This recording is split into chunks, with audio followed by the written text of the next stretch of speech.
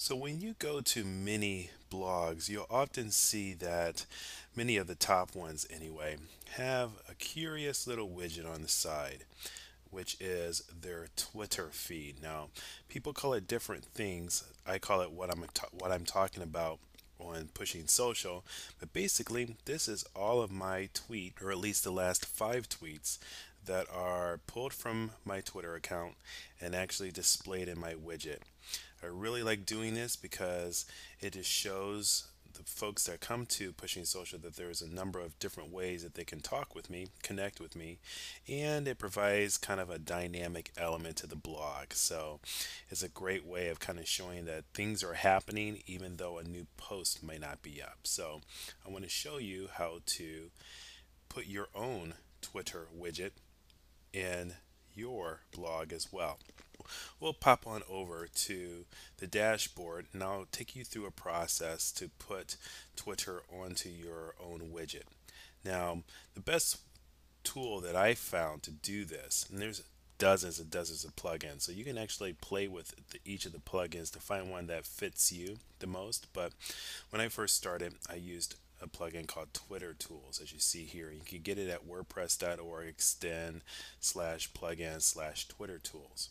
And what you want to do is go ahead and download the version 2.4, whatever version there is at that moment. Download it to your system and un or expand the zip. So once you've gone and done that process, and I've showed you how to do that in the how to install a WordPress plugin video, you'll be able to get started. So go ahead and do that. And then once you have it downloaded, you want to go ahead and upload it to your server.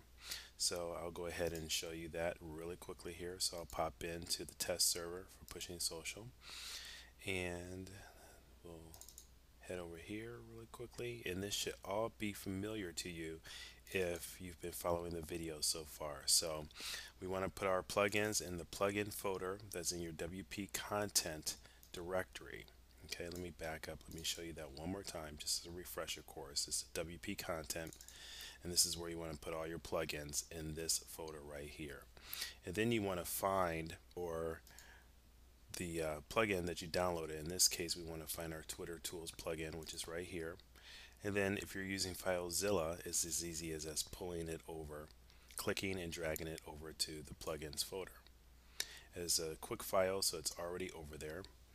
So next we just go ahead and head on over to our dashboard again, and that's the front end, but we want to go to the back end here, scroll down to our plugins, click on plugins here, and it should give you a nice little list of all the plugins that you have.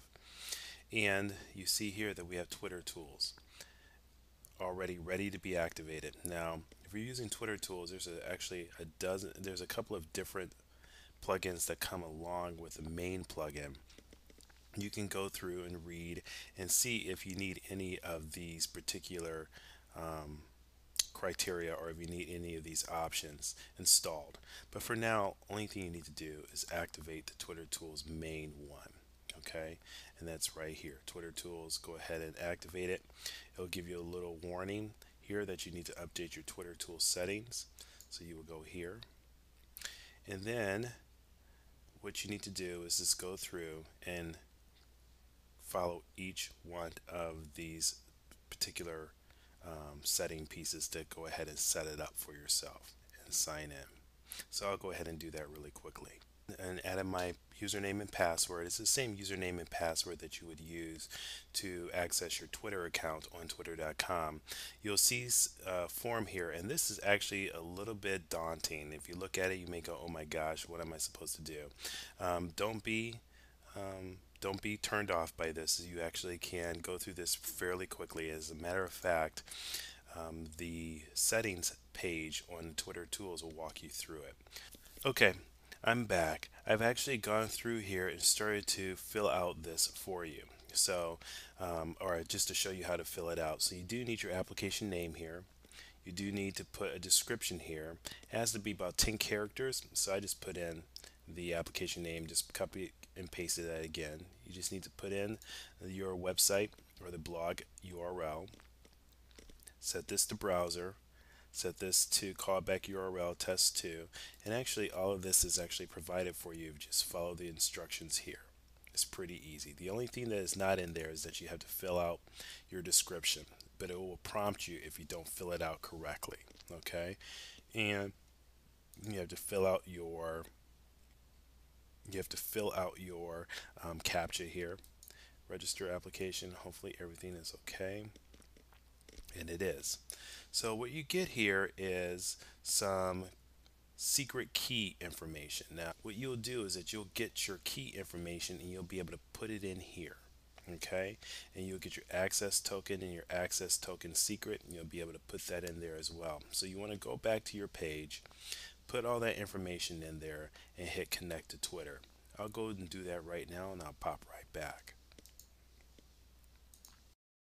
Okay, now after you've put in all of that information in your application page or your application settings on twitter.com, you will be actually taken back to this page, and it will say we've done everything correctly. It will say yay, we connected with Twitter. Now you want to follow the instructions that you have on that setting page pretty closely. It will probably take you a few minutes just to figure out what goes where, but all the information will be on that page, and it'll be really helpful for you to go through. So go ahead and do that portion, and then when you get to this page, then you'll just have some very simple settings that you have to go through here. So enable option to create a tweet when you post in your blog.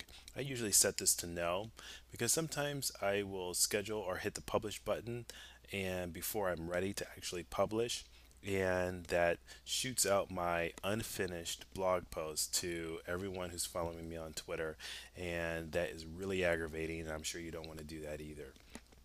This is the tweet prefix for new blog posts, so this will just, if you actually have set this to yes, then this makes sense, and that it just will put something in front of your actual tweet. Set this on by default, create a blog post from each of your tweets. So you just want to go through here and make sure that you have done all of this, or you've configured this the way you want.